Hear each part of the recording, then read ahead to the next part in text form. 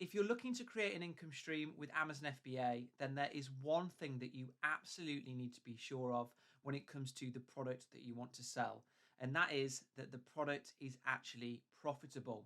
Although that might sound kind of obvious to you, calculating what your exact profit actually is, it can be quite difficult to do, especially if you don't know what you're doing, which is quite common given that Amazon often update all their fees and introduce different charges.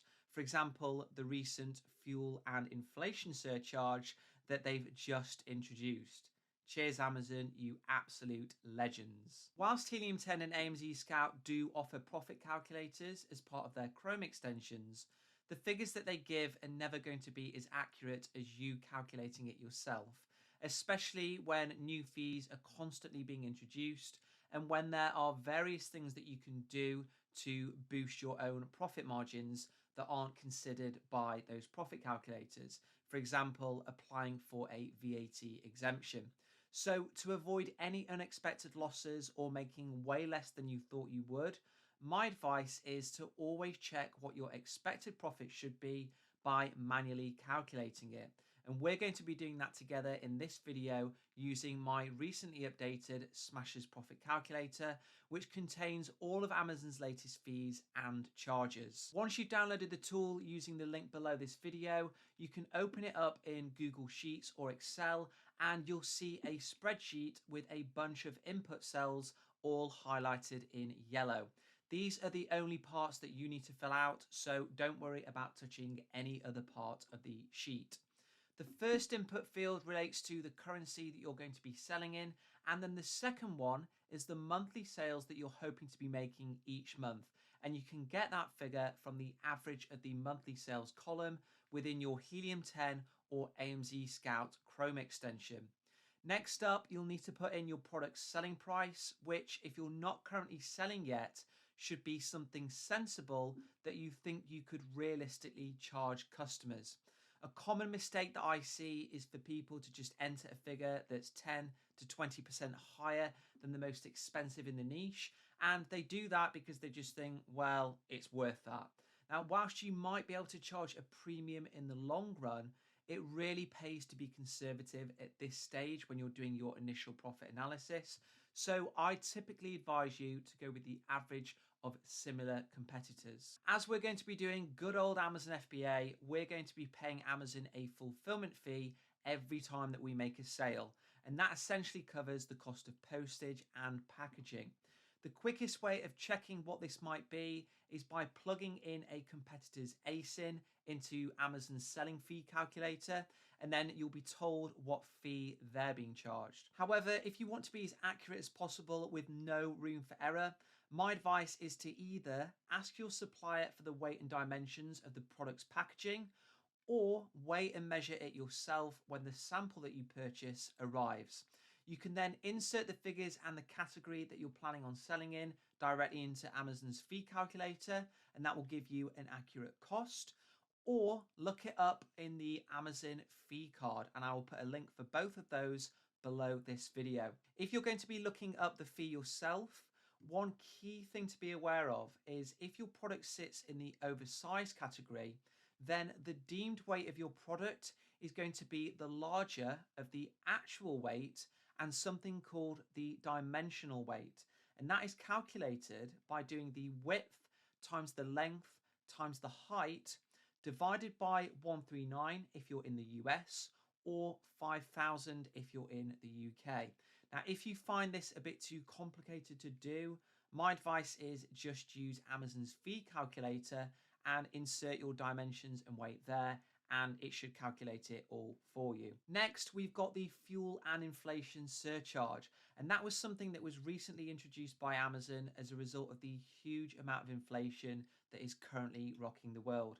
The introduction of this fee did actually annoy me a little because Amazon's only just increased their fulfillment fees, which should kind of incorporate inflation already. However, their justification is that it's just a surcharge and they will drop it once inflation or costs in general calm down a little. Who knows if that will ever happen. But if you're in the US, this surcharge is going to be 5%, and for the UK and Europe, it's 4.3% of the current fulfillment charge. So that's going to be around 10 pence for most people. The referral fee relates to Amazon's commission that it takes on each sale. And like with the fulfillment fee, you can either calculate it by using Amazon's fee calculator or by looking up what the relevant charge is on Amazon's fee rate page.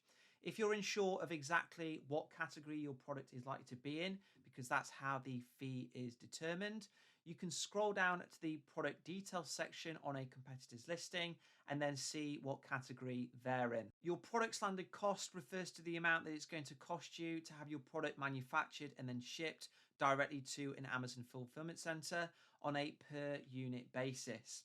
In order to calculate this, you'll need to speak with your supplier and then get a quote for the product and for the shipping cost. Storage fees are relevant if you're selling with Amazon FBA, and once again, they can be estimated by simply plugging in a competitor's listing into the Amazon fee calculator and then typing in how many units on average you expect to be storing per month in an Amazon warehouse. To keep things simple, I would just put in the number of units that you expect to sell each month. The next two input fields relate to your advertising costs, and those can vary depending on what product that you're selling. Most long-term sellers find themselves with ad spend as a proportion of total revenue coming to about 15%. So I would put in 30% in advertising costs and then 50% in your organic costs, unless you have a differing view. No matter what it is that you're going to be selling, you need to understand that you are going to have a refund request at some point.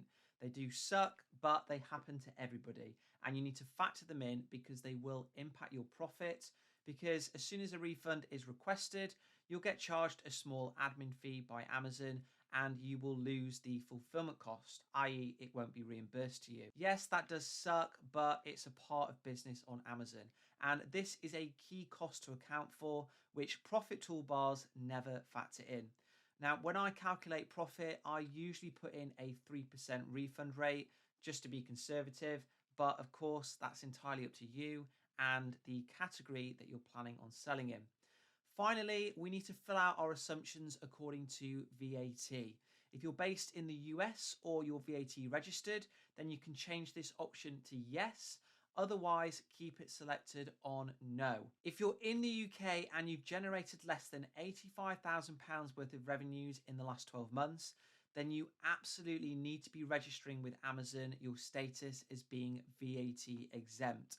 And that will increase your profit margins because you'll be paying 0% VAT on your FBA and referral fees, which you can enter accordingly in the calculator. I've done a video before on my channel about what VAT exemption is, so if you haven't done that before, make sure you go and watch that video and then apply for your VAT exemption. After that, you've completed all of the profit calculator's input fields and you can scroll up to the top to see a nice little summary of how profitable your product is likely to be. In my view, anything over 15% after advertising is pretty good, and anything over 10%, you should double check just to ensure that it's as accurate as possible, because there's not really much room for error there before you may make a loss. If we now compare these results to what Helium 10 was giving us in its own toolbar, you can see that they are quite different. And that is pretty much because Helium 10 and all of the other profit calculators, they don't factor in the relatively unknown VAT exemption hack that all UK sellers can get, as well as being updated quickly enough for the fees and surcharges that can often be announced out of the blue by Amazon. So download my free calculator below this video, and for all of your products, whether you've launched them or not, make sure that you've properly calculated your profit and that you are running at a surplus. Out of all the profit tools that I've used, the only one that has ever come close to my calculator in terms of accuracy is Shopkeeper. So if you want an accurate tool that can measure your daily profit without you having to go into this calculator every single day, then you can get a free 30-day trial for that below in the description.